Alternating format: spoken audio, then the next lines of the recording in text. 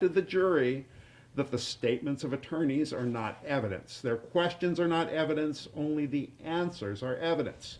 Moreover, whenever given the opportunity, I struck such statements. For example, in the New Orleans interrogation of Mr. Durst.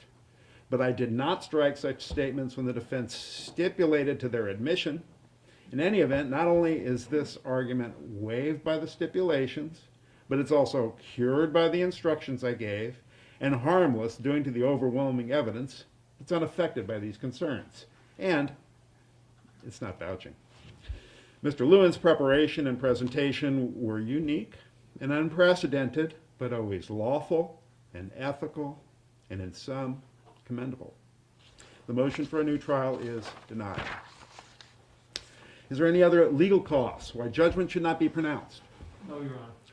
Do people wish to present statements from Susan Berman's family? Yes, Your Honor. There's 4 total, and the first speaker will be Denny Marcus, D-E-N-I-M-A-R-C-U-S. All right, thank you. Denny Marcus may come forward. Now I'm going to welcome your words. Denny Marcus may come forward. Good afternoon, Ms. Marcus, and she's accompanied by? My son, Tommy Marcus. All right, Ms. Marcus, good afternoon. I'm glad that you could be here today. And I want you to know, there are some ground rules. And this is a time for you to address me about what happened and how this may have affected you. This is not an opportunity for you to speak to Mr. Durst. Please direct your comments to me and not to the defendant, Mr. Durst, if you will. You may proceed.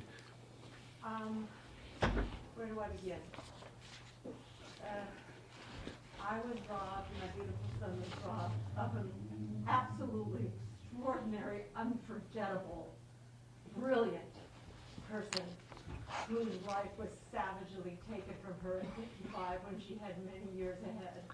And she and I discussed, she was much more like a sister. She lived with my family. She was orphaned at 13. And I didn't even know she wasn't my sister until I was 6. And my parents explained that she went to boarding school because she was under the guardianship of other people and she would spend all the holidays with us. But she was unforgettable. She took me on madcap adventures. All of my friends and close ones knew her as her alter ego, Auntie May. And she had so much love, and she was so valuable. Her value as a human being is just priceless. And the fact that we were all robbed of the additional 30 or 40 years that she definitely had left to do some things, and she was a loyal, fabulous friend. And that, and at the end of her life, as the regressions and the memories came up, the phobias got a little more pronounced, but God bless her, she used them. She used them in her manuscripts and in her pitch meetings, and she kept trying, and she never gave up, even when life became quite dire. And she lost all of her money, and people that she loved and trusted and gave her money to were, nowhere to be found. The last 7 years, we spoke mostly every day, and she, even during that time when I had my challenges of being a single mother to this fabulous person right here. She was always so supportive and wonderful. She would make my gray days a lot less gray. And toward the end, the roles reversed, and it was my pleasure to talk her down off the ledge when it became really necessary. And I felt it, and she felt the transition. We thanked each other every day. We ended every conversation from the time I was 0 to 42 with "I love you."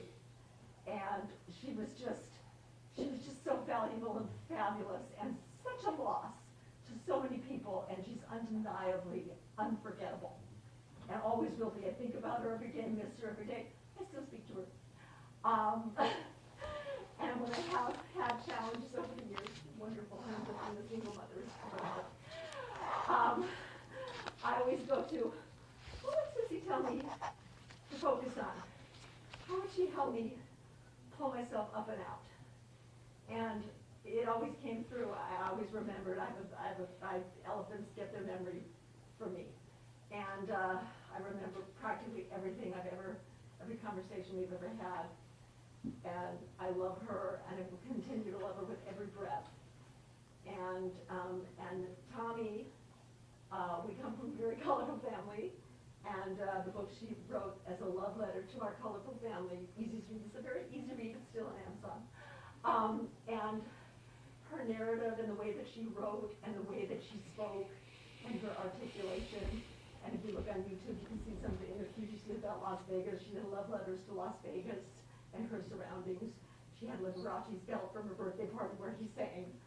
She had a very colorful life, and she shared it with me. I've shared it with this guy here.